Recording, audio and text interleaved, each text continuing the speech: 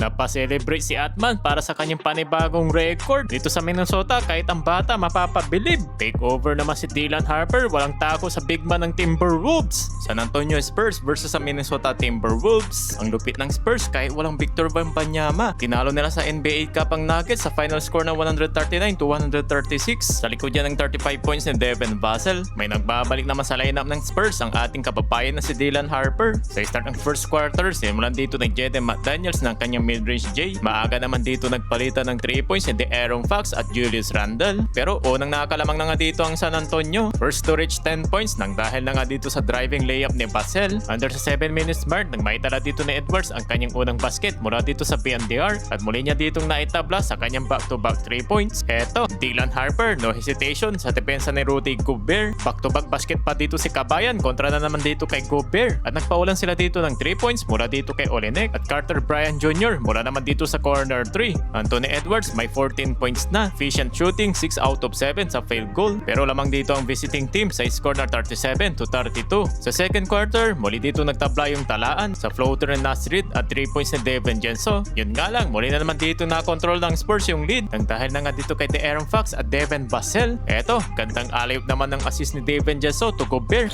It's not as easy to do anymore. DiVincenzo.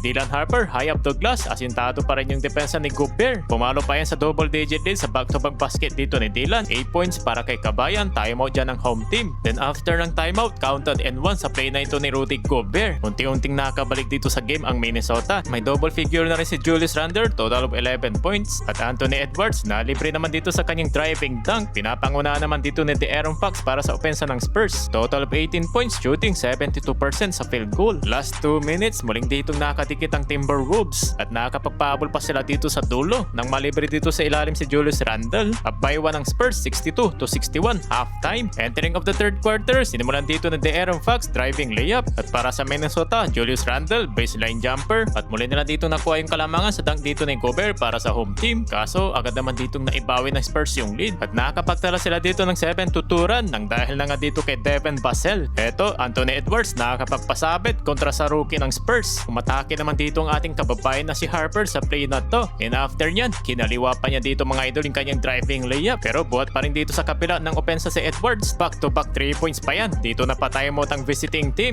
After ng timeout, buhat opensa pa rin dito si Edwards na kung saan meron na siya ditong total of 29 points at naibaba nila dito sa 3 points lead sa floater ni Nasrid. Pero sa dulo, nakakapagpahabol pa ng 3 points si Johnson. Kaya lamang pa rin dito ang Spurs sa apat, 93-89. Heading to the fourth quarter. Sa final fourth quarter, simulan dito ni Julius Randle ng kanyang mid-range jumper na nasundan dito ng 3 points ni James Reed at nakakapagpasabi naman dito ang ating kabayan na si Dylan. 2 free throws, mintis nga lang yung isa. Yun nga lang, napabayan naman dito sa corner 3 si Donte DiVincenzo. Pero De'Aaron Fox muli dito nagparamdam. 2 point para sa Spurs. Kaso nga lang, nagpaulan dito ng dalawang sunod na 3 si Nasrid at DiVincenzo para dito sa home team. Proud yung bata sa 3 points na yun, timeout ang Spurs. Pero after ng timeout, nasa momentum pa rin ng Minnesota at pumalo na ito sa double digit lead. Ganda pa ng pasa ni Nasrid, nalibre ng dunk si McDaniels. Tuwang-tuwa si Atman habang nagpapahinga sa bench. Donte DiVincenzo, crossover move sabay layup. At muli dito nagpaula ng Minnesota sa 3 points ni McDaniels at DiVincenzo. Tuluyan na nga ditong sinecure ni Anthony Edwards, counted and 1 sa play na to. Nakipag-appearan pa sa crowd si Atman. Nakakapagpahabol pa sa dulo si Kabayan, total of 17